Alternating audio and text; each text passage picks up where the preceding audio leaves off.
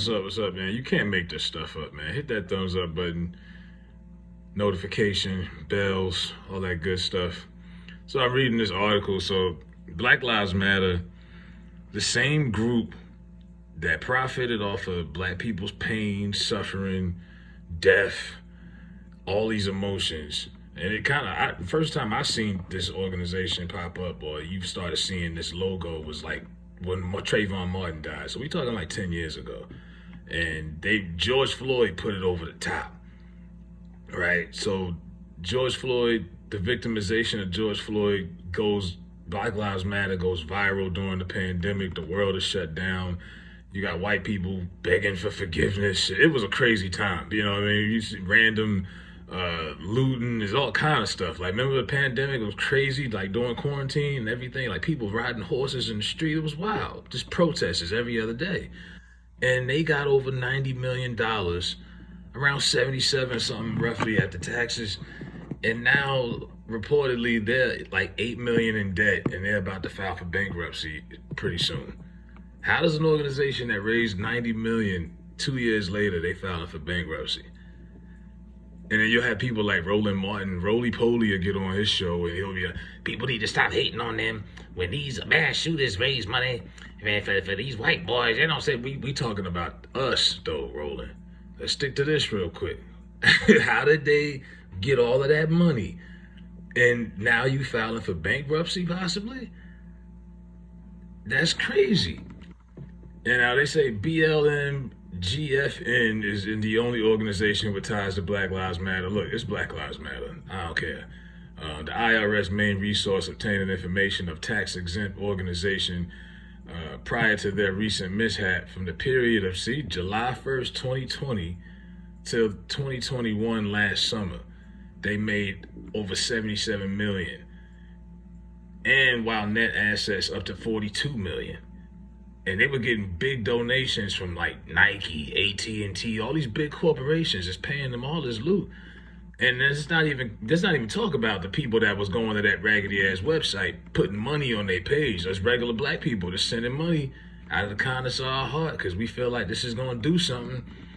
And I'm like, that's crazy because people know, like most black people know at this point, this group is not the same as the saying, the meaning Black Lives Matter and the group is two different things. But I don't know, to me, I don't think we seem to be as upset about this as we should. This group was profiting off of black people's death and pain and agony, and they made all that money and they didn't put nothing back into the community.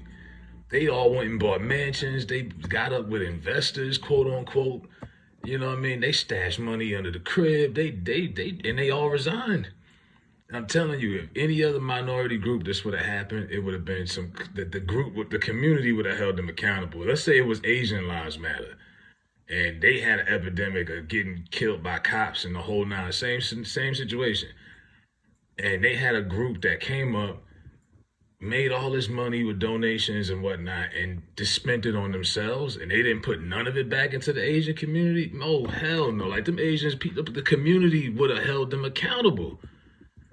Any other minority group, Middle Easterns, Asians, I don't care if Italians, anybody, they would have held them accountable. Black folks, we just turn the other cheek like nothing ever happened.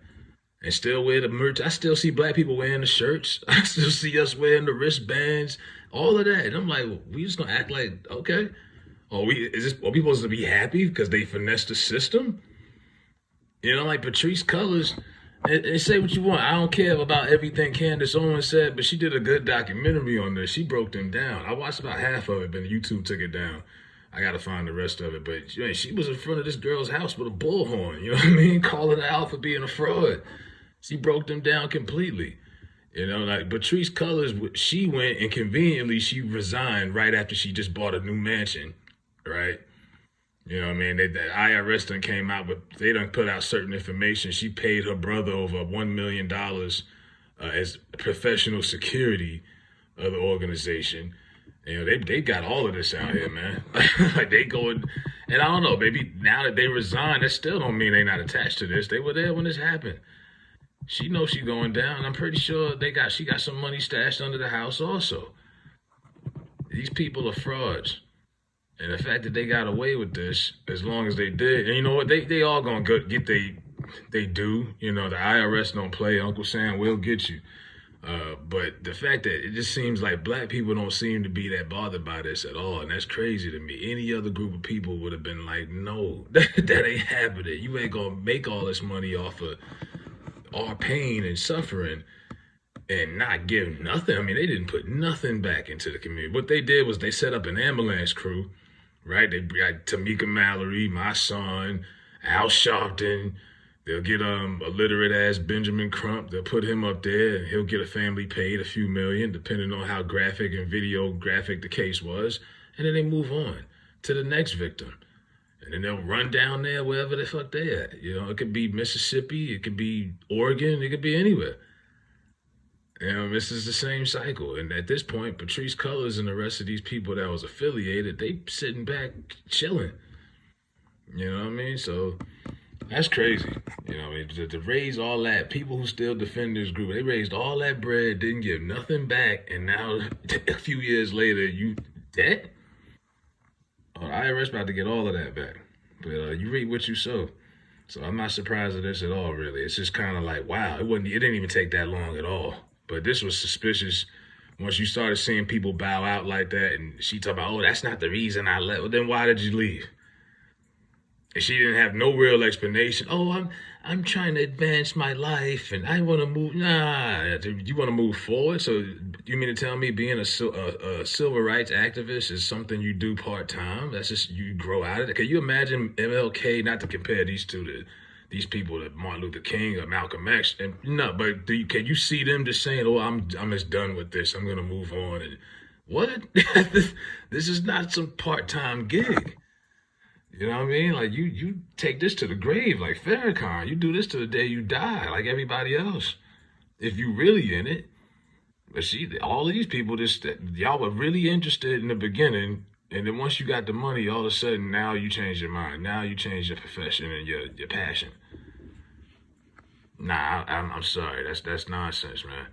And they should be held to the fire for that. Not just from the IRS, but from black folks as well. These people are frauds. But let me know what y'all think. Hit that thumbs up. I'll be back.